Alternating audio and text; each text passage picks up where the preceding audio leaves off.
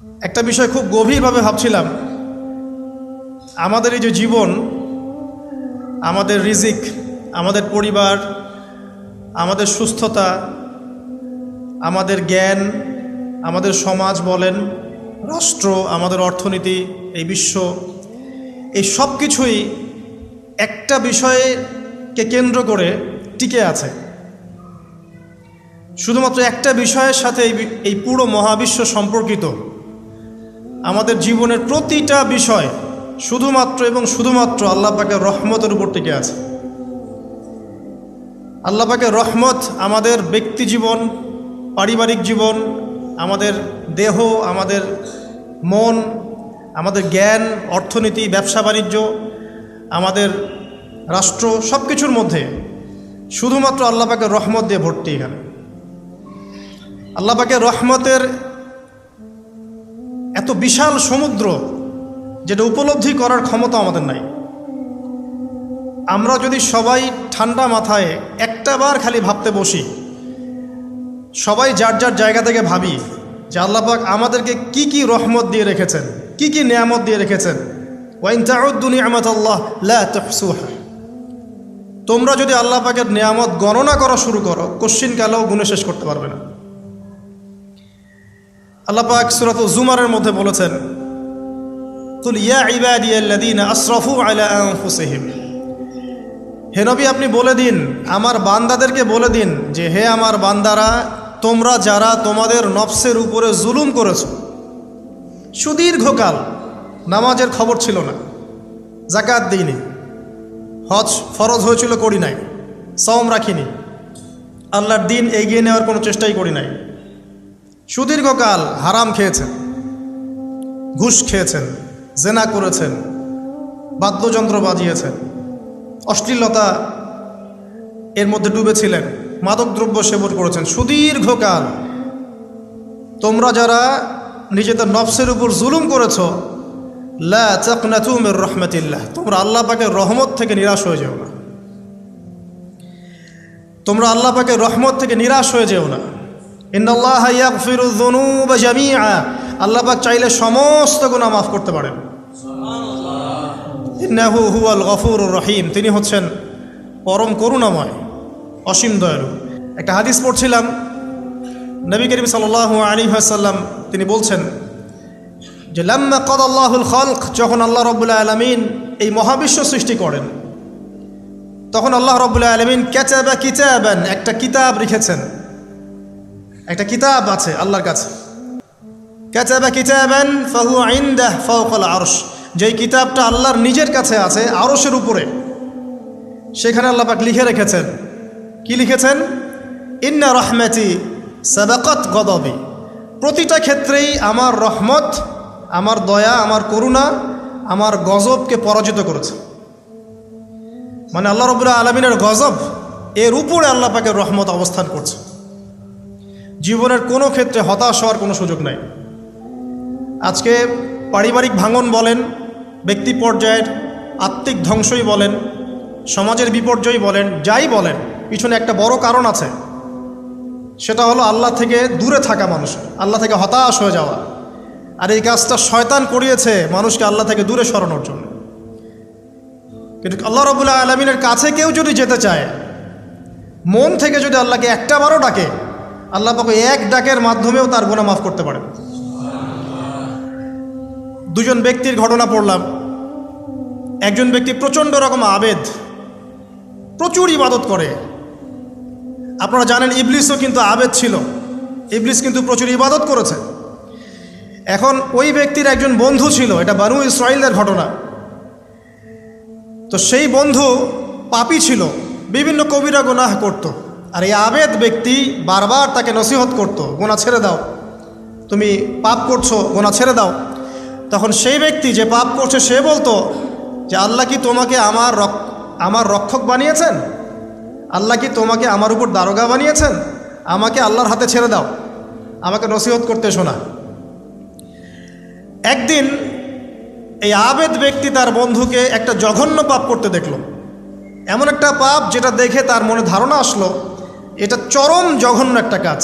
তখন সে মুখ ফসকে বলে ফেলল যে আল্লাহ তোকে আর মাফ করবে না, আল্লাহ তোকে জান্নাত দিবে না। আল্লাহ রাব্বুল আলামিন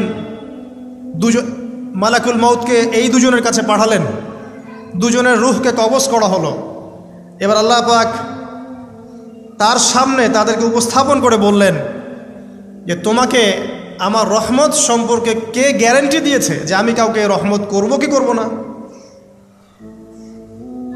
যাও, আমি তোমাকে জাহান্নামে পাঠালাম, ওই ব্যক্তি যে আমার রহমত প্রত্যাশা করেছে আমি তাকে জান্নাত দিয়ে দিলাম। দেখুন, এই হাদিসটা শুনলে মনে হয় বাহ্যিক হয়তোবা মুখের একটা কথার কারণেই সে জাহান্নামে চলে গেল। আসলে বিষয়টা এমন নয়। বিষয়টা আমি আপনাকে বোঝাচ্ছি। বিষয়টা হচ্ছে ইবলিসের মতো। ইবলিস কিন্তু শুধু মন থেকেই বলেনি যে খলাকতানি মিন নার ওয়া খলাকতাহু মিন তিন, আমি কেন তাকে সেজদা করব আদমকে, আদম তো মাটির তৈরি আর আমি তো আগুনের তৈরি। এটা ইবলিসের শুধু মৌখিক স্টেটমেন্ট ছিল না, কারণ কি ছিল? আবা ওয়াস্তাকবার, সে উদ্ধত হয়েছিল, অহংকার প্রদর্শন করেছিল। ভিতর থেকে ইন্টারনালি সে অহংকারী ছিল, সে আন্ডার এস্টিমেট করে কথাটা বলেছে, শুধু মৌখিকভাবে বলে নাই। কিন্তু ঠিক এই ব্যক্তির ঘটনা এমনই, সে মন থেকে অহংকারী হয়ে উঠেছিল, যদিও বা সে আবেদ ছিল। এখানে আমরা যারা প্র্যাকটিসিং মুসলিম হওয়ার চেষ্টা করছি, আমাদের জন্য এখানে নিদর্শন আছে। অচত নামাজ পড়েই ভেবে বসবেন না যে অনেক কিছু করে ফেলছে, এক চিল্লা দিয়ে মনে করে ফেলবেন না যে দিনের জন্য অনেক কিছু করে ফেলছে। একটা হজ করেছেন, ওমরা করেছেন, সিয়াম রেখেছেন, দিনের জন্য দান সদকা করেছেন, একটা মাদ্রাসা মসজিদ করেছেন, ভেবে বসবেন না আপনি সব অনেক কিছু করে ফেলেছেন এবং অন্যরা সব ককরোচ তেলাপোকা, ওরা জাহান্নামে যাবে, এমনটা মনে করবেন না। জানি না আমরা যে কার আমলের কতটুকু আল্লাহর কাছে কবুল হচ্ছে। তো এখানে এই ব্যক্তির সমস্যা ছিল এই, সে নিজের আমলটাকে অনেক ভারী মনে করছিল এবং সে স্টেটমেন্ট দিয়ে ফেললো যে তোকে আল্লাহ পাক মাফ করবে না। এই একটা কথা মন থেকে বলার কারণে তার ইহকাল পরকাল দুটা বরবাদ হয়ে গেল, সে জাহান্নামে চলে গেল। ঠিক আরেক ব্যক্তির ঘটনা আছে এমন, এগুলো সবগুলো রেফারেন্স আছে। এক ব্যক্তি প্রচুর ইবাদত করত, আল্লাহ পাক তার ইবাদত করার জন্যে পাহাড়ের চূড়ায় একটা সুন্দর ব্যবস্থাও করে দিয়েছিলেন। সেখানে ডালিম গাছ হতো, ঝর্ণা আসতো, খাবারের কোনো অভাব নাই। হাদিস এসেছে 500 বছর সে ইবাদত করেছে। কত বছর? কিয়ামতের মাঠে এই ব্যক্তির অবস্থা এমন হবে, তাকে জান্নাতে প্রবেশ করানোর জন্য নিয়ে যেতে বলা হবে যাও আমার রহমতে জান্নাতে চলে যাও। আল্লাহ পাক তাকে এই কথাটা বলবেন, কিন্তু এই ব্যক্তি বলবে আমার আমলের কারণে আল্লাহ পাক বলবেন আমার রহমতে জান্নাতে চলে যাও। ব্যক্তি বলবে আমার আমলের কারণে। আল্লাহ রাব্বুল আলামিন তখন তাকে দেওয়া সমস্ত নেয়ামতগুলোকে এক পাল্লায় করবেন আর তার সমস্ত আমলকে আরেক পাল্লায় করবেন। একটা চোখের যে নেয়ামত আল্লাহ পাকের, সমস্ত আমলও 500 বছরের ইবাদত এতটুকু হয়নি। তারপর তাকে বলা হবে ওকে জাহান্নামে নিয়ে যাও। এবার জাহান্নামে যাওয়ার সময় সে বলবে আল্লাহ তোমার রহমতে আমাকে মাফ করে দাও। তখন আল্লাহ পাক তাকে আবার ডেকে নিয়ে আসবেন, বলবেন যে তোমাকে যে আমি ইবাদত করার জায়গা করে দিয়েছিলাম, এটা কি তুমি নিজে করেছো না আমি করেছি? সে বলবে আপনি করেছেন। তোমাকে যে আমি সৃষ্টি করেছিলাম তখন কি তুমি কোনো আমল করেছিলে? বলবে না। তাহলে তোমাকে যে সৃষ্টি করেছি আমি, এটা কি তোমার আমলের কারণে? না। তোমাকে সারা দুনিয়াতে এত নিয়ামত দিয়েছি, এটা কি তোমার আমলের কারণে? সে বলবে না। তখন তাকে জান্নাতে প্রবেশ করানো হবে। কিয়ামতের মাঠে এমন অনেক ঘটনা ঘটবে যেটা আমাদের চিন্তার বাইরে। আরেকজন ব্যক্তিকে ডেকে আনা হবে, যে ব্যক্তি একটা দুটা নয় বরং 100টা খুন করেছে। সে 99 জন মানুষকে হত্যা করার পর ফতোয়া খুঁজে বেড়াচ্ছিল যে আমার তওবা কবুল হবে কিনা। একজন আবেদের কাছে গিয়েছে।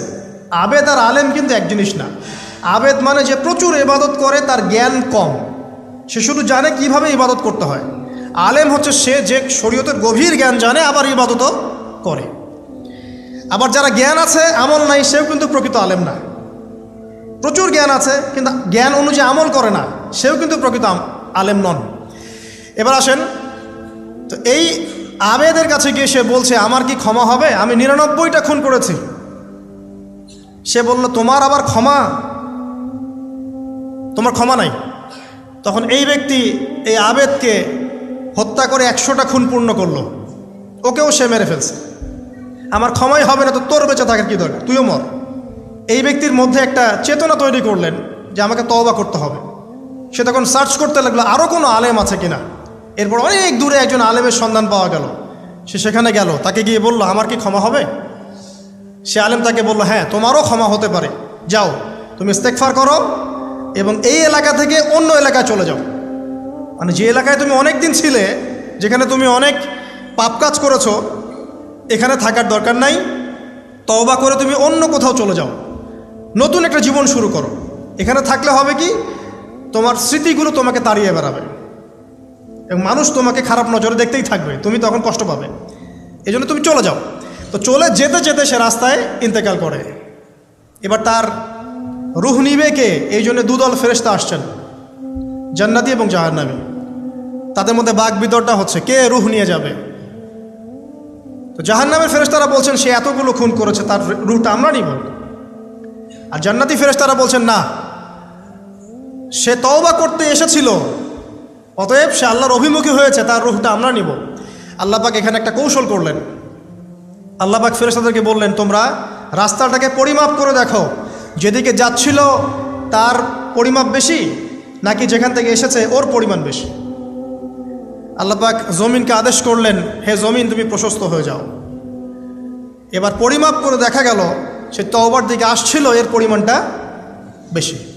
এই একটা কাজের ওসিলা আল্লাহ পাক তাকে মাফ করে দিলেন।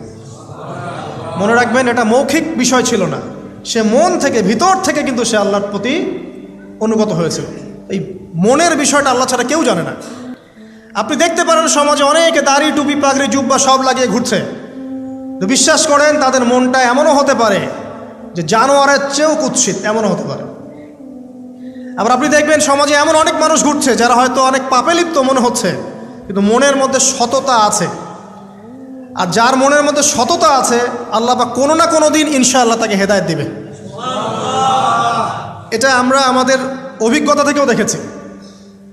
এমন অনেক মানুষকে আমরা দেখেছি যে ড্রাগ অ্যাডিক্টেড ছিল, মিউজিক করেছে,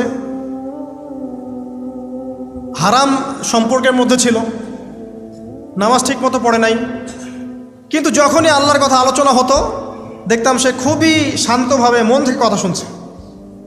এই কথা শুনতে শুনতে শুনতে একদিন মাশাআল্লাহ এখন দেখবেন যে চিল্লা দিয়ে বেড়াচ্ছে বিভিন্ন মসজিদে। আল্লাহ হেদায়েত দিয়েছে, সব ছেড়ে দিয়েছে। এরকম মানুষের অভাব নাই কিন্তু সমাজে। তো এখানে আল্লাহ পাকের রহমত বা দয়ার একটা উজ্জ্বল দৃষ্টান্ত দেখতে পারবেন। ঠিক এরকম আরও একটা ঘটনা আছে বনু ইসরাইলের।